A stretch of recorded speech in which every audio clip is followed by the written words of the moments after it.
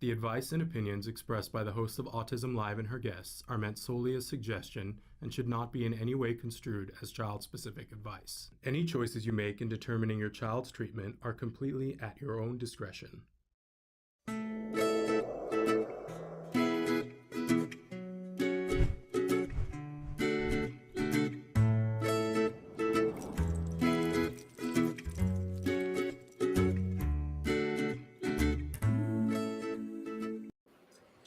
Good morning and welcome to Let's Talk Autism with Shannon and Nancy. I'm Nancy Alspaugh-Jackson.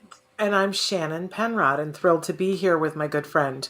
You're looking all cozy and like American. You look like something out of a Tommy Hilfiger catalog.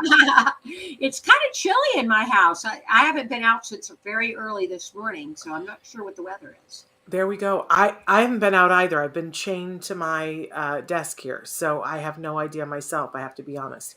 But it's been like on and off, warm and cold here. So Yes. Who knows? Very In fact, you can strange hear weather. it. I've got a little bit of a residual cold left over, but we're soldiering on, right? Right. I wanted to say that we are live right now on Facebook, YouTube, Twitter, and a bunch of other places, but that is only because we pre-recorded last night. I will say, though, that I'm there watching with you guys live, so you can continue to send in questions and comments. And I sort of love this now, this weekly thing where I get to watch the show with our audience. And especially today, Nancy, because we've got some amazing guests that are going to be joining with us.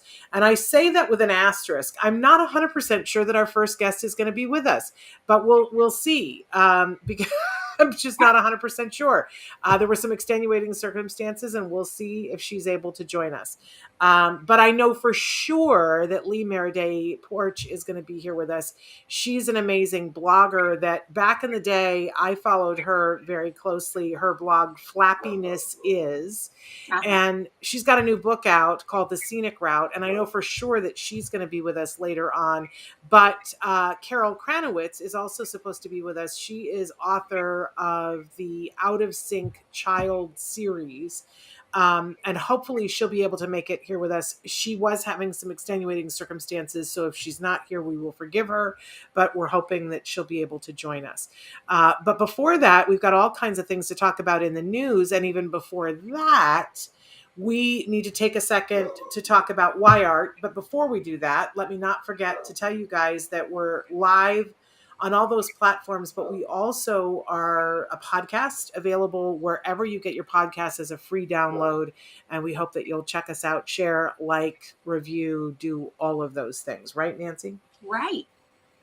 So we have this weekly thing where we're asking you to check in with us about this fabulous artist that you happen to know, your son, Yes. Wyatt Jackson, Yes. and what he's been painting this week, because this has been my treat all week long, that I get to see what Wyatt has created. So what's Wyatt done this week? We have a couple of commissions he's done. I don't know which one Traven wants to put up first. He did. Oh, this is Blue. My goodness. Look at how This is gorgeous that is. Yeah, a dog named Blue that a friend of mine in Virginia commissioned for him to paint. Amazing. And The then expression that he catches on the face is crazy good. Yeah. I love the one blue eye on this dog. Yeah. And then next we have Sue Cho's kitty, Oh, Ducky. This cat is named Ducky that Sue Cho commissioned. We love Sue Cho. Sue Cho has been on the show before. We used to do Suchoga because she's an amazing autism therapist who often does yoga with her. She's a yogi. Yeah, she's a yogi. And she's living back in Virginia now. I have to ship this painting out to her. That's what a beautiful kitty. I've never seen her kitty before. So what is the name of her kitty? Ducky. Ducky. Of course it is. That sounds very Sue Cho to me. Then we have two golden retrievers, Daisy and Hunter. Oh, look at them. They're beautiful. So just so that people understand, Wyatt paints a wide variety of things, and there's my dog who needs a painting. But he paints a wide variety of things, but these were all commissioned. So people have started sending you guys photos of their Yes, dogs and asking for Wyatt to paint them. What a that's beautiful right, Shannon. gift. If Yeah, you know he's somebody in been, your life who loves their animals, send Wyatt, and where would they go to talk to you so that they can find out how much it is? Because I know he's gotten a little bit more expensive. It's still very reasonable, you guys, but yes, he's his still very, price has gone up. yeah, it's Uh, gone up a little bit for commissions, but you can send me a message on Facebook at Nancy Alspaugh-Jackson. There you go. Amazing stuff. Now, is that everything? I don't want to miss anything. Yeah, that's everything for today. And he has a Okay. Facebook page. You see there, Wyart Autism. There we go. But I you want to can say I don't even know if you know this yet, Nancy, but we are hoping that, fingers crossed, next Friday we are going to debut the very first segment of our new show, Stories from the Spectrum, great. on Friday. We're hopeful that that's going to be next Friday, the premiere, the debut of it. And it has sort of a 60-minute format that there are different segments, and in each segment they feature the work of and the voice and the lives of people that are neurodiverse. So it's Stories Right. from the Spectrum, information about and for people who are neurodiverse. And each segment is its standalone, very own thing. Like I can tell you that one of the in the first episode, there's this amazing animation that a high school senior did. There, we have a segment from Danny Bowman that's just amazing to see the things that she's doing. We have a segment from Stephen Gaber, who's the autistic traveler from a place that he visited, and that he filmed his commentary on the place, his review on the place. But one of the other segments that we have is a very special segment about Wyatt. Yeah. That was done by my son. And Nancy, I know. I can't wait for you to see it. I can't wait to see it. Because it's not at all this is the amazing thing about this. It's not at all what I expected, because it's my son's perspective of Wyatt's work. Right. Which is unique. Wyatt's work is unique, and my son's perspective on it is so unique. And I was like, well, if this isn't proof about how we need to stand back and let them do their thing, then I don't know what is. Right. So I'm excited for all of those things. Plus, there's another wild card. We're deciding which one to put in for the fifth one for the week, but that will be next Friday. Right. But obviously, we'll let you see it before that, Nancy. Okay, I can't wait. Yeah, I think you'll really enjoy it. I was moved. I thought it was really spectacular. But I'm the mother of one of the individuals, so I might be slightly, like lean towards thinking that it's brilliant. Right. But then you will also, because you also share that. In any case, we're going to do the news, but before we go to news, we have a new sponsor on the show, and we've been loving showing a little bit about Zpods. So take a look.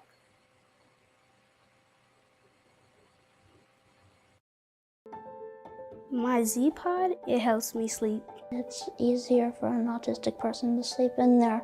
A Z-Pod helps me sleep better. So Z-Pod allows for complete control of your sleep environment. The big idea is, how do we help people sleep better? I'm George Bailey, and I'm the president of Zpods. My name is Jeff Wade, and I am one of the co-founders of Zpods. I like that I can close the Z-Pod and that it's around me so nothing can come in there. Micah is 10. She was staying up for like 3 days at a time. We tried weighted blankets, melatonin. We've tried a sleep study because we thought she had sleep apnea. My experience with the Z-Pod has been wonderful. Micah's sleep has changed tremendously. I'm getting more sleep because she's getting sleep. Because of her autism diagnosis and her schizophrenia diagnosis. She was up all night. And I wasn't doing well in school. I used to sleep in the closet. That was the only place that she was feeling comfortable at the time. Since she started with the Z-Pod, her sleeping has improved. The first night, she was in bed, on time, and asleep. My son, Juden, he's neurotypical. It takes him 2 hours to get to bed at night. But with Z-Pod, it's completely transformed his sleeping. With Joseph, he's autistic. He's very high energy, high anxiety. Joseph would just bounce around his room all the time at night. Joseph has been using his bed now for almost 2 years. It has become like a real nook for him, just a place where he just feels restored. Helped him decompress, helped him wind down. I read in my Z-Pod, I play games in my Z-Pod. Now that he's sleeping better, I think that all of us are sleeping better.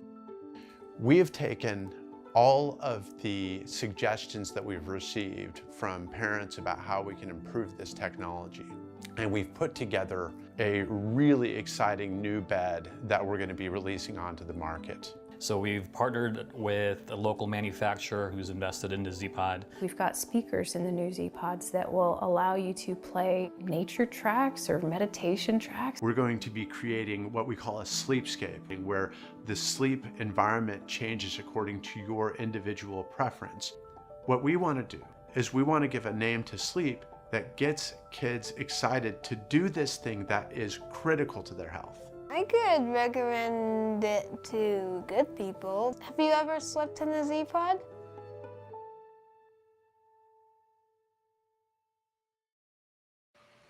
Welcome back. Those are So, fun. yeah, I know. But my thing is, whenever I see that, I want to take a nap. I want know. to. I want to crawl in and be in a cocoon, Yeah. and adjust the fans and the lights the way I want them, and take a nap. But we have too much show left for me to take a nap.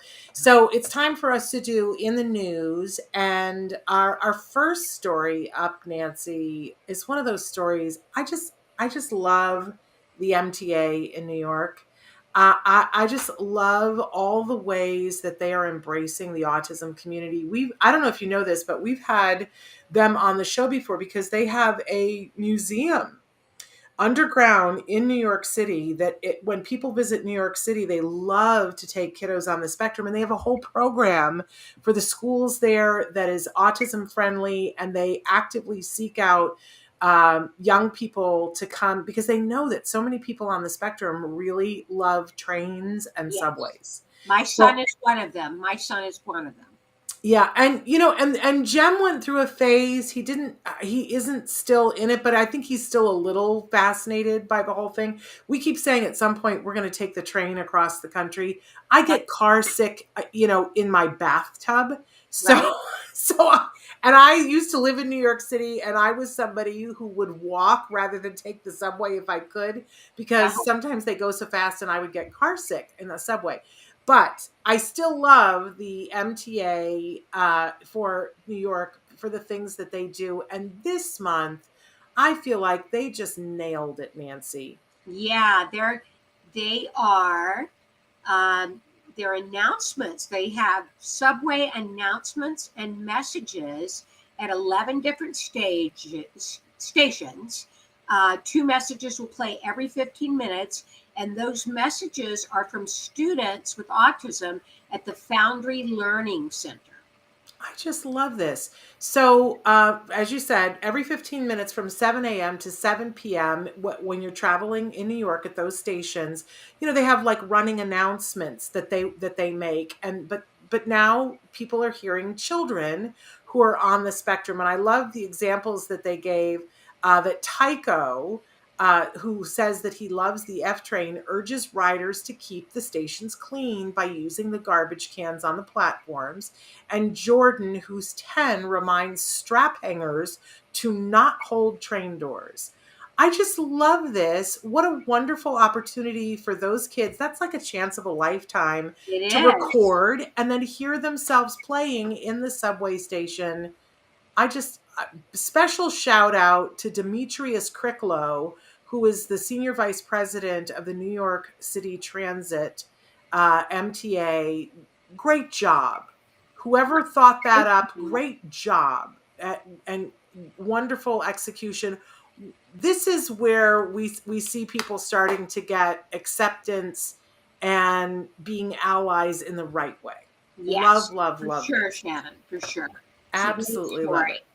And then our next story is also a really great story. Isn't this unbelievable, Nancy? Unbelievable. An autistic teen has been found alive is shivering in a cold Utah parking lot 3 years after he vanished from California. Isn't this an astounding story, Shannon? This rocked me right off the couch when I first I heard it on the news, and they didn't identify the young person as being on the spectrum, but they said that a teenager who had been missing from California for 3 years was found in Utah. And I was like, what is that story?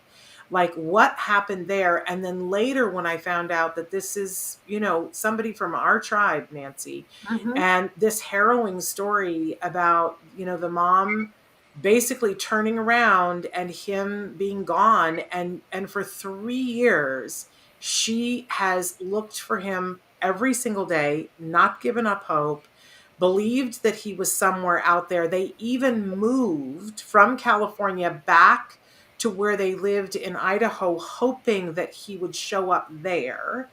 And then I guess when they called the other day and said, we think that we have your son, that there was a little bit of an initial disbelief, because and I guess in the beginning, when her the boy's stepfather, her husband, said they're calling about him, I understand that mom was terrified. She thought that maybe they'd found a body, but now they're all reunited. That there's much more to the story, but I'm so like the depths of the relief that I feel on their part. I can't even imagine what it's like for them. It's pretty astounding. And as you said, they haven't really unraveled where he's been for 3 years. But at the time they found him, they assumed he was homeless, and he was at a gas station in Summit County, Utah. And his name is Connor Jack Oswald. So 20 years old now, disappeared at the age of 17. And it's not the first time that there was a record of him. Apparently, I don't know which state it was in, Nancy, if you see it, maybe Nevada. There was another state where there was a record a couple of weeks ago or a couple of months ago where they had run into the man, and it was they'd run into, because he's a man now, and they'd made a record of it. And it wasn't until the two people who found him in the gas station started digging through the paperwork, because I don't know why here in the United States, when law enforcement has paperwork, why the states aren't connected to each other. Because when you think about how many things fall through the crack, like a missing person, it wasn't until somebody who was really doing their job and cared deeply dug in that he realized, wait a second, I think this person is this person, dug further and said, this person is missing. Right. I can't, you shiver when you think about how often and what he's been through. I can't even imagine. But the fact that he's okay and they're reunited fills me with gratitude. And I hope that they get all the help and support that they need to get through this next phase, which will not be easy, right? No, but God bless the authorities and everybody that made this happen. Absolutely. I'm so grateful for his mom. Okay. Our last in the news story. You want to cover this one? Okay. So here's the deal. This popped up on my feed from the Wall Street Reporter. And I want to be very abundantly clear. There's a podcast where they just talk about stocks that they think are poised to take off. They weren't covering this story as some news breaking, hey, guess what's happening in the field of autism. They were covering this from the point of view of there is a company that's about to get a stage 2 trial for a drug that will have implications for at least one type of autism, for Fragile X. Fragile X, right. And so, you can watch. I didn't make it through the entire thing because it's pretty dense. And I'll be honest, they were talking about this from the point of view of a business and stock and money, and I couldn't handle it. Because, we're talking about things that are really important to our community, and I couldn't bear to hear it being talked about in terms of money. I just couldn't stomach it. But the drug that we're talking about is psilocybin, which has been around for a while, been used for other things. So hallucinogenic drug. And they've been trying it for different things for a while, but when trying it in a different way, they saw something remarkable. That when they were, oh dear, my computer is about to die. Hold on. Talk amongst yourselves. My computer is not plugged in. Hold on. What on earth? There we go. She'll be back in just a second, I'm sure. Yes. I had come unplugged. That's crazy. Wow. Sorry about that. I'm plugged back in. I was about to leave you, but I'm not now. Okay, where was I? So we're talking about how this has potential with off-label use, the psilocybin. Yes. Well, they've gotten, or they're about to, I believe, get approval to do a stage 2 trial, which means for the first time that they'll actually be giving it to people. Right. But what they have noticed is that when psilocybin is taken in one way, no impact. But when it is ingested, that there is something that happens that appears, they're hopeful that it's going to show that it reduces inflammation in the brain. And that as a result of that, when you take something where there's inflammation in the brain and you reduce the inflammation, it opens up the neural pathways and you're able to process information faster and in a more effective way. Right. And, of course, we know, Nancy, we've covered the research on this for 10 years. There are more and more people who feel that some of the more disabling aspects of autism seem to be tied to inflammation. And more research is showing that inflammation starts in the gut, and that does have an impact on what's happening with the way that the brain processes information. So, of course, this company is very hopeful that what they're going to see is that it will reduce the inflammation in children with Fragile X. And as a result of that, they will have a reduction in symptoms like being able to remember information, which is important when you're learning how to speak, right? Right. And that if it does, that will have further implications for autism that is not Fragile X, with the potential to have implications for things like Alzheimer's, Parkinson's, autoimmune disorders. They're very excited about it. But again, this entire thing was being covered from the standpoint of being a stock that may or may not be poised to be worth a great deal more. Right. That part made me sick. Yeah. I just can't tolerate that. But the ideas behind it, and we have to be clear and honest and open that it is just ideas. They don't know for sure yet, but they have some preliminary results that they're hopeful and that they believe will get them to the point where you can get a stage 2 trial. Right. So we'll keep posted, and perhaps we will have the company, if you're a stock person, is Nova Mentis Life Sciences. And so we'll kind of keep an eye on that and see what happens with them, and perhaps we will invite their scientist on to talk about, but not from the point of view of it being stock. Right. I mean, it's a very real part of life. I don't mean to disavow it, and it's what keeps things going.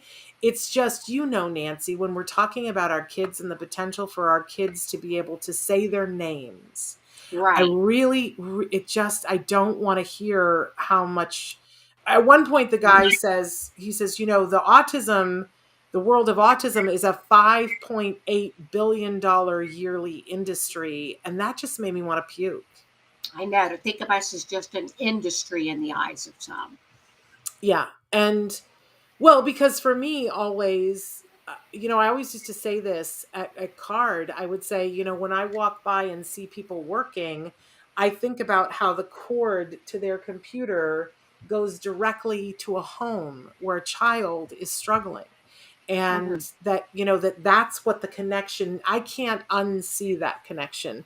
So Right. to have this Wall Street person just talking about how, how much money there is in this field, I was like, yeah, barf. Yeah, But if they find something that is useful in helping people to achieve what they want to achieve, then we have to talk about it in any case. Well, I feel... Okay, well, we'll be on track for that. Yes, absolutely. I feel very strongly that our first guest has not been able to join, and I do want to say that that we were aware of the fact that might not be happening. But Carol Kranowitz is the author of the Out of Sync Child series, and maybe we should just talk a little bit about that. We'll reschedule with her to have her back on. Okay. And then we'll move on to our second guest, who I believe is already here with us. But do you want to tell them just a little bit about Carol and the Out of Sync series, and then we'll Carol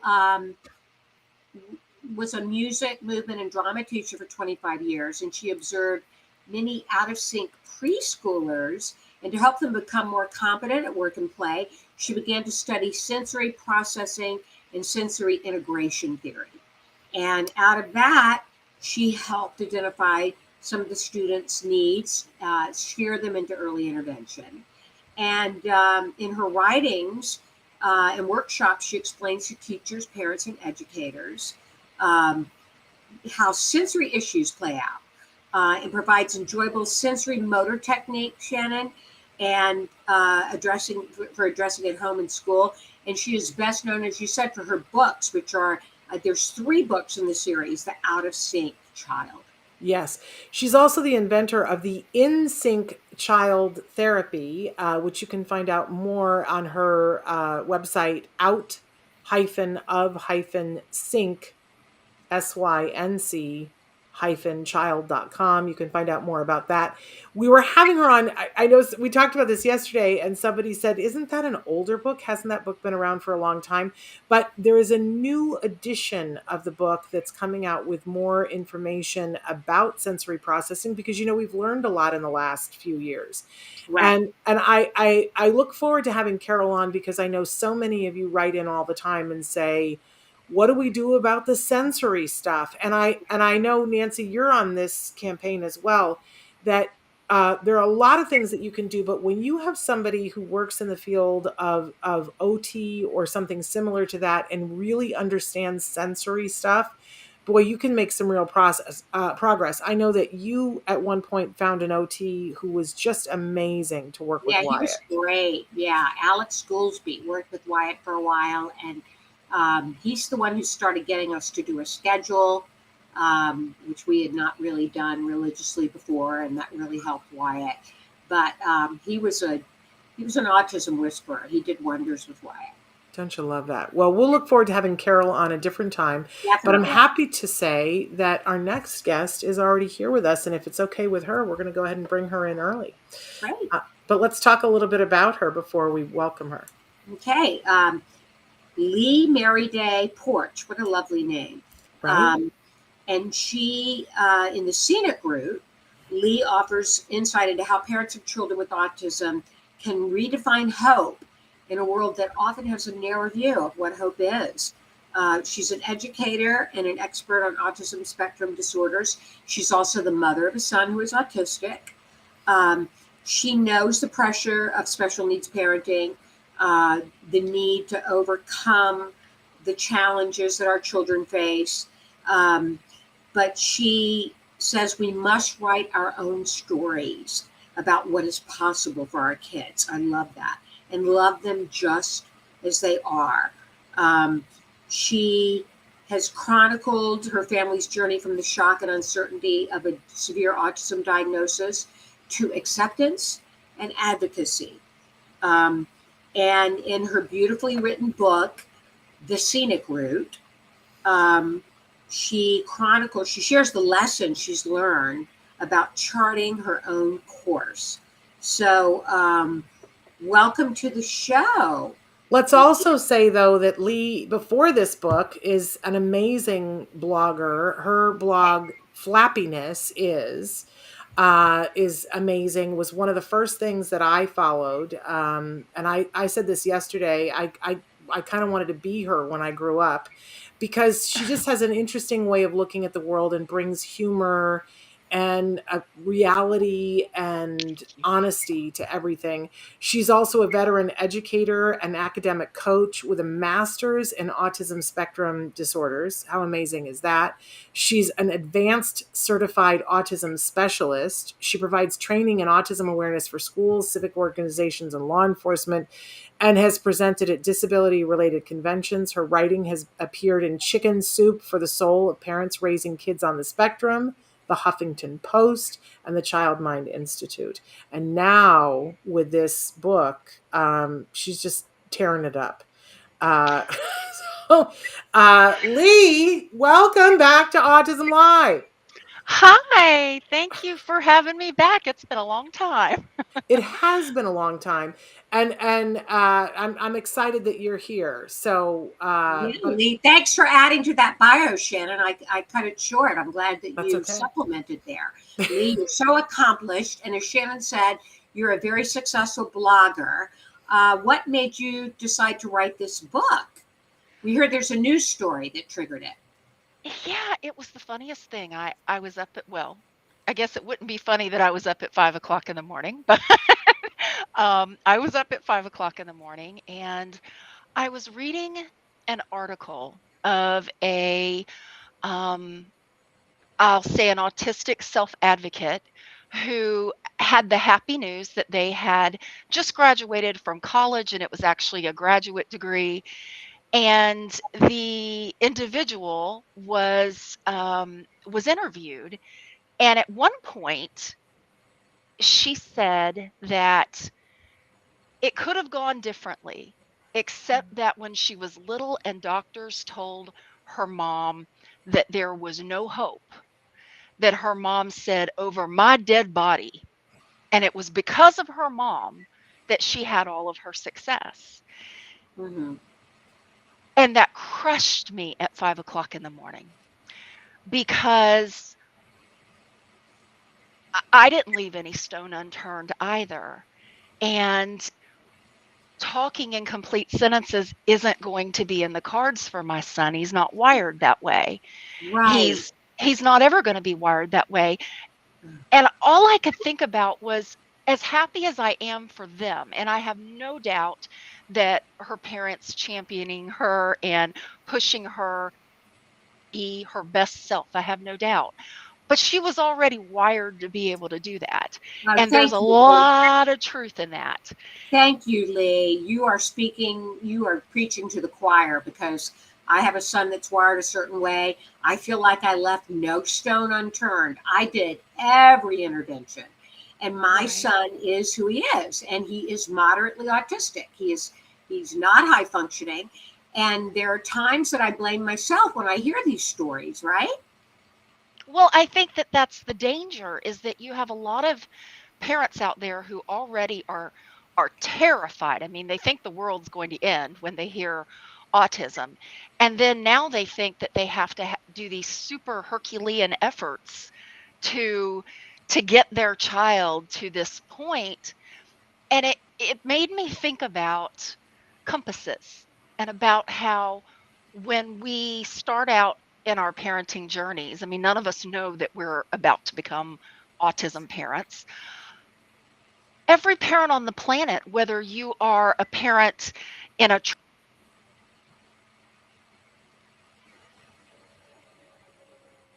Leigh froze on us, right? Yeah, I was afraid it was me that froze, but hopefully we'll in get some her back. distant country. We lost you for a second, Leigh, but now you're back. Go back just a little bit. Okay. Sorry. That's okay.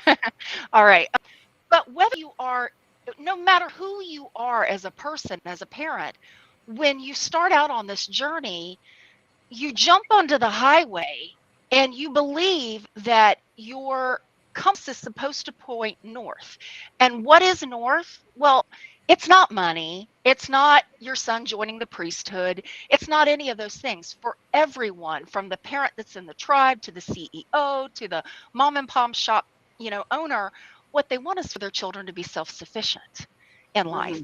And if you start off your journey and you hear autism and you believe that somewhere out there is a book that's going to tell you how to reach north, what happens when you never get there? What do you say to yourself? And are you so busy loving this hypothetical child who was never born to you?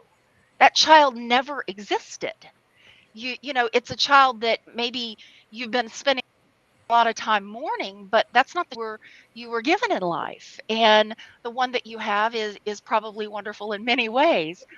But that's what I saw was all these books, how to get your child to speak, how to get your child to, all of these things. And there were very few books that were designed for parents of children who are higher needs.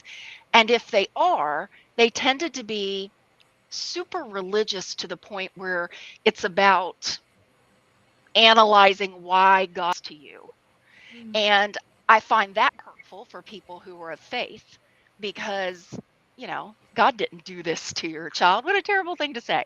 But either the books are of that bent, not to say that there aren't wonderful faith-based books out there that don't do that, but there are a lot that are, this is God's will for your child sort of thing. Or they are a lot of tears and crying. And they're the kind of books that autistic self-advocates rail against because they don't want to be seen as this dread disease. And it's very hard to tell a parent how to get from where you started, thinking you're heading north, to realizing that self-sufficiency is not your due north. It's not. It's helping your child be the happiest them that they can be. And you get to be the happiest you can be too. And that's okay. And that was kind of the message that I wanted to send, what's going to happen over this time, because you're evolving as well. And so your unique perspective on it is absolutely amazing. And I think it's refreshing and very needed at this time in our community. I wondered if you would tell us a little bit about the ring that you talk about early in the book. That is a ring, Love Life, Be Brave. And the story was that I had a friend who had a son born, just a couple of days before 9/11. And he at first was maybe not even expected to live. He was a CMV baby, and there were all kinds of issues and possible brain calcifications. And she had this trauma in the hospital, and then all of a sudden the country's attacked. So, she had done this trauma plus extreme special needs parenting because her child was on, the verge of life or death at one point. It wasn't, whether or not he was going to talk. And I realized that in the time that we had been friends, I hadn't begun to understand what she was going through. I hadn't begun to learn how to reach out and see if I could offer some help. So I contacted her, and she took me out to dinner, and she taught me the rules of the road, so to speak, and she had this ring that she pulled out that said Love Life. In the inside, it said Be Brave. And she said, 7 years ago, I found this. And she said, it spoke to me, but something told me to buy another one. And I just had a feeling I was going to need to give it to somebody else. And sure enough, there we were. And since then, I've actually gone and bought the same thing. And I sat in the very same spot, in the very same Chili's, and told another autism mama, what you might be facing and what you might not be facing. But, yeah. I think there needs to be a line of these rings that you need to put out to go with the book, because we're all going to want that ring now. Oh, right? Yeah, they're wonderful. I mean, I've worn it for years and years, and it's been a great comfort to me. And it does, and it goes along with the book because be brave, obviously is important in terms of advocacy and all of that sort of thing, but living life Yeah, is the most miss important that. part, loving it. And Right. it reminds me very much of a family member who I talk about in the book, who said her greatest regret was that she spent all of this time doing all this research and classes and everything. And at the end of the day, she realized it's pretty much how her children were wired. And all the things that she did, they might enhance some of their skills. They might help them to communicate, but they weren't going to magically get them through law school. Right. And she said, just love your babies while they're young. Just enjoy being a mama, enjoy them being little. And from the time she told me that, and Callum was 2, I have never forgotten it. That's what I've always tried to do, is just like be in the moment because of that very good advice from 2 wonderful special Yeah, needs mamas. we often miss their childhoods because we're so busy trying to fix them, right? I was in mode, Me and I had been a school librarian. So like Right. my instinct to research was 100 times worse than the Right. average mom Googling, and that's bad enough. Right. But yeah, at some point I had to stop looking for ways to make him not himself and instead look for ways to help him navigate the world as he is. Mhm. And when that acceptance comes, it's a lot better. It's a lot easier on the heart. And Lee, in the book, that's sorry to interrupt you. In the book, you talk about missing your daughter's diagnosis. Can you tell us more about that? yes, they're only 20 months apart. So she was not even walking when I got pregnant with Callum. And by comparison, her milestones seemed so much more advanced that I didn't worry about it. She was academically ahead of schedule, um, but I had noticed some little things: sensitivity with socks in her shoes, um, wanting to immediately like strip out of her clothes when she got home because she couldn't stand the feeling of them. She ended up getting an ADHD diagnosis, and all these things just like they were lining up. But if you're talking to her and she's busy masking, no one would know. And it wasn't until she was probably about 9 or 10 that I began to say, well, that's a little spectrumy, but I never thought anyone would give her a diagnosis. And then things just academically started to get more difficult as executive functioning skills became more important in school. And that's when we started to notice a social age discrepancy between her and her peers. It wasn't the academics. And then eventually, when you start getting into the higher level academics, it really does begin to impact that. So it was just prior to the pandemic that I finally got her in to see the right people. And I just had to push hard and get some testing, and happened to have a wonderful doctor who said, I see what you're seeing. You're not crazy. So A my running daughter theme feels great because about it. that's what they said when you finally went to the person who helped you with your son, because you were seeing something and nobody was seeing it, and you had to keep knocking at that door. I want to switch though and talk about, I can't even imagine, Leigh, a lot of us go toe to toe with our school district, or we get close to toe to toe. A lot of people threaten to go to due process. You actually went to due process, but there's another layer to it because it was the school district you worked for. In You a were their small employee. southern town. Oh, girl. Yeah, in a small southern town. And And you I, weren't blogging about that. You no. weren't blogging about that for the first time in the book. And I don't want you to give too much away from it because we want people to get your book. But you talk about it in the book.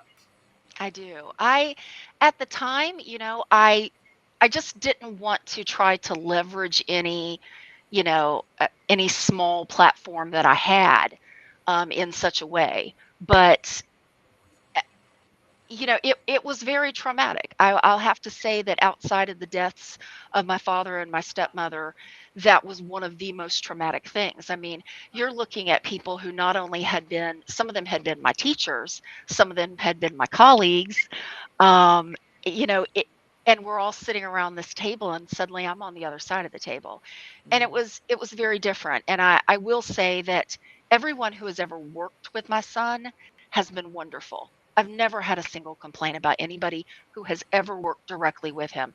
This was more of a district level services issue. And in the book, we talk about how that got resolved and what my advice would be to both districts and parents. Because having sat in 3 different chairs at that IEP table as specialist, as educator, and as parent, I have seen all of those perspectives, and I know the way that the teachers are feeling because they're to a great degree helpless. I know the way the parents are feeling; they're for sure feeling helpless, and I think that there are ways that if we could show a little bit more grace to each other, that we could prevent many of these situations from getting to due process. Absolutely. If you could go back in time, Leigh, what do you wish you could tell yourself about the journey you've been on? I would tell myself about that north destination I figured out. That was the part that I didn't have yet. My greatest fear in the world was that he wouldn't speak. And I had that fear because I have autism in my family. I knew that kind of autism. We also, have the other type that's, fewer needs, less help required. But that was my greatest fear. And I think that if I had known that I didn't need to spend so much time being afraid, and instead I needed to get active, that it wasn't speaking that was important, it was communication. Get on communication, communication, communication. And that it doesn't matter if they ever speak a spoken word. We need them to be able to communicate. And that part had to get hammered into me. I kept wanting him to talk. Yeah. I think that's everybody, right? Yeah. And that it's a process. And you know, what I thought was amazing in the book, you talked about the grief that you felt because you yourself recognized in Callum. It's a pretty amazing passage in the book where you recognized and you saw it and knew for sure what it was before anybody else pointed it out. And that when you recognized that you expressed your grief sort of all at once, which I find fascinating, Leigh, that you said it was just like it just came out and that you cried so hard that your face didn't, like, for days wasn't the Yeah, same. I had to tell my coworkers and my principal at the time that I had a shellfish reaction because my face was swollen for 3 days. Yeah. And I just, and eventually I don't know if it comes from my father was the type of person, he was a lawyer, you make a plan, you get on it. And I think that was my first reaction the next morning was, okay, wipe all this off. Where do I start calling? What do I start doing? How do I help him? And but you say in the book that that you cried and cried hard. You expressed that grief for that one moment in time, and then that was it for you. I never cried about autism again. Never did. That's amazing. I'm not going to say that I didn't have. I mean, I have definitely been diagnosed with anxiety and depression and other issues, but I had that tendency before my children came along. The added stress of the things that I don't necessarily want to talk about in public in order to preserve my son's dignity, those things are stressful when you have no help, when there's no respite care, when there are no breaks at all. They are, and it's a good thing that I'm a fairly stable person because we have parents out there who have children like my son born to them every day who maybe they're not so stable and they've got no resources and no help. And then we wonder why really bad things are happening. And it's, you have to check yourself. You have to look at your own mental health, or you will absolutely crash. I mean, I know for a fact that the due process case and my father's passing and all of that kind of stuff was coming so quickly and so hard that that's what caused the Bell's palsy that eventually affected my body. I mean, stress will out itself. It will not stay hidden. And that concept of the oxygen mask really applies. And that's your responsibility. It's not your child's. You have to put that oxygen mask on. And, I've had to learn to do that in various ways. There isn't just one way to do it. Um, but yeah, I've never cried again. But I love that. I love that you got busy. Yeah. Just got busy. Yeah. It's the only thing I know how to, it's the only thing that being busy feels better. Doing feels better. I find that there are a lot of parents out there who are constantly saying, I wish somebody would. Somebody needs to come. There is no somebody. There is no they. They're not coming. Yeah. And if you don't, I mean, if you start, somebody else will join you. They always will. And that's what I found. But too many people are scared to. They think, well, I'm not educated enough. I'm not well spoken enough. Sure you are.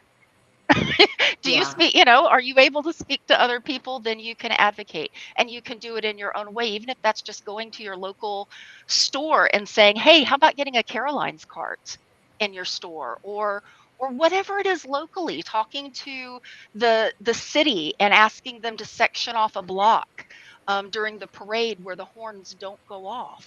So it's a safe zone.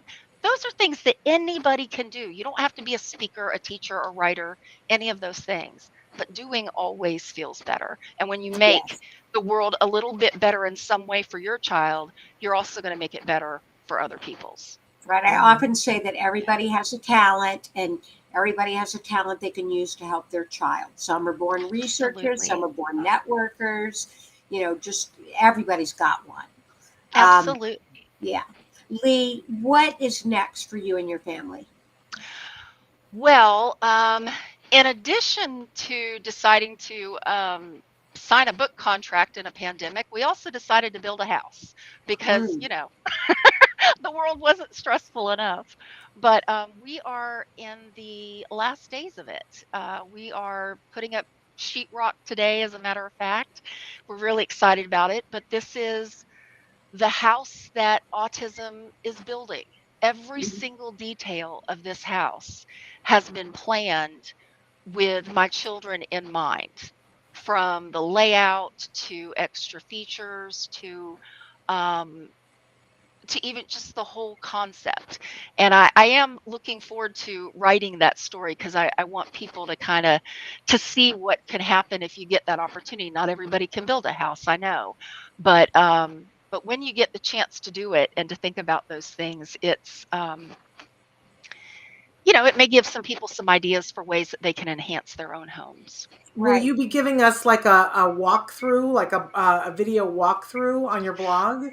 I am. I'm going to do some type of a video walkthrough and pictures. I wasn't sure if I was going to start writing during the process or just write it all at the end. Being in the middle of house craziness right now, it hasn't been, quite on the agenda, but that's the next thing. And beyond that, I have some interest in possibly offering some, I don't want to call it Autism 101, because probably somebody's got that title out there somewhere, but an introductory autism course for friends, family, grandparents, something that they can do online, not have to leave the house, not have to find childcare, for new parents, that kind of thing, from the perspective of someone who can answer the educational and the autism specific questions, but also as a parent. And so that's something I'm looking into doing next. I enjoy working with people and especially talking to people who it's new for. They're scared, and I don't want them to be scared. Amen. So let's talk a little bit, because we're running out of time, about where can people get the book and how can they access the blog? Sure. LeighMerrydayPorch.com, all one word there. It has links to all your favorite book places. It's pretty much available everywhere. There is an audiobook. I got to record it myself a few weeks ago. That was really exciting. So there is that, and the LeighMerrydayPorch.com. You can buy the book from there, but my blog is still over on FlappinessIs.com. I am looking to merge them at some point, but I haven't quite gotten there yet. Amazing. So, Leigh, I'm reading the book right now, and it's just amazing. You've always been a wonderful wordsmith, and the way you tell, you just get sucked into the story. The way you tell the story, it's just amazing, and the whole metaphor of the being on the journey is just so beautiful. But you told me when you had sent the book off to the publisher that there's a part about Autism Live in it. I have not gotten there yet. You haven't? I haven't. So what does it say? Because I don't really have a. You told me a little bit about it. I don't really have a memory of it. Sure. It is during that time just prior to my Bell's palsy attack, when I had been through was going through the due process issue, and I had an elderly mother who had fallen and broken 2 bones, and everything was just at its height. I was moving then too, just kind of funny, but I was moving then too, and I started to have some things that were, the anxiety was getting to me. I ran a red light. Just some kind of crazy things. But you had booked me for a second visit to Autism Live, and I had a massive panic attack the day before. That anxiety was there, and I just couldn't do it. And I canceled at the last minute. I don't even remember what the sorry excuse was that I gave you. I apologized, but when I got to the part about anxiety and the impact on the body, I just had to mention it because it's one of those things I always felt so bad about. I'm generally, pretty reliable and show up on time, but wasn't but maybe a few weeks after that I woke up one morning and very shortly thereafter couldn't feel my face. So I have about 20% permanent facial paralysis on that side. Oh my goodness. Yeah. Well, I feel terrible. We didn't know what was going on, but people cancel last minute all the time, and it happens. And when you said to me that had happened, and I said, oh my gosh, I hope we weren't, I hope I wasn't miserable about it. I don't recall it, Leigh, but I can tell you, we know more than anybody else. Nancy and I know stuff happens. Right. And this is fun. And I think it's wonderful when we can put out information that other people can learn from, but it's not the be all end all. So I felt bad that you were saying that, it sort of hung over you a little bit, that you felt bad that you would cancel last minute. I've just always felt a little bit guilty about it. And I thought, well, you know what? This is the perfect chapter to apologize. Yeah, there's no need to apologize. And I'm sorry because I don't remember it. And I don't remember thinking, but I should have checked and said, are you okay? And that doesn't always occur to me either. But I'm sorry that it took up any space on your journey. Oh, well, thank you. Because we love you. I love you. I've always loved you, and I'm loving this book, and I'm excited for you that this is where you're at. It seems like you're doing quite well, and I'm happy for that. Your message is so refreshingly and so needed in our world. Well, thank you. I appreciate that. I just wanted to bring some comfort to someone, and I really hope, honestly, that more educators read it as well, because I think that there are some lessons in there that maybe they'll take a little bit better from me, being a veteran educator myself, than a parent lecturing them. Right. Because Good I point. I know what it feels like to want to lecture them, but yeah, what they're dealing with is tough out there. Well, a good point, but I'm excited for everybody to read your book. So again, they can get it from any bookseller, but you can go to LeighMerryday.com and Yes, see and everything there there. are links to all the major bookstores and, Target and Amazon and all that stuff. There you go. Amazing. I'm so glad that we had the opportunity to spend time, and you'll have to come back. Thank you. I would love to come back. All right, amazing. Thank you so much, and best of luck as you start your new journey in the new house. Yes, thank Thank you. you. Thank you. Good luck to you. Absolutely. We'll be looking. When I get that piece finished, I'll be sure to send it to y'all. Okay, Okay, great. fantastic. Thank you Fantastic. so All right. much, Leigh. Thank Thank you you, for being ladies. here. Bye-bye. Really inspirational, wonderful, amazing educator and mom and writer. So Shannon, check. it worked out great that our first guest couldn't show up, because how would we possibly have had time for these two dynamic women? Well, exactly, and she had things going on as well, so we did have an inkling that she might not be here because it happens. Right. So for anybody who has had to call and cancel on us last minute, my heavens, do you know that Matt Asner was on his way to the studio once? We had started the live show. He was on his way to the studio and we were waiting for him to arrive. He never made it because he was in a car accident. I mean, stuff happens. Right. And we don't hold a grudge here. We understand that stuff happens, and it's not the Today Show. So Right. so it's not the Today Show, but we love it when we can have people on. So it happens. I have to say, Nancy, we're out of time, and I just want to say that next week on the show we are having Danny Bowman on the show. I also know that we are scheduled to have Kobe Bird on, and we have other guests too that I don't have my fingers on it right now, but it's an amazing week because we're closing out April with a bang. It's going to be a strong week, so people are going to want to tune in, and that's really all we have time for. But I'll see you guys on Monday. Until then, give your kiddos a hug from me, And give yourselves a hug from me. Thanks for joining us today. Bye for now. Bye.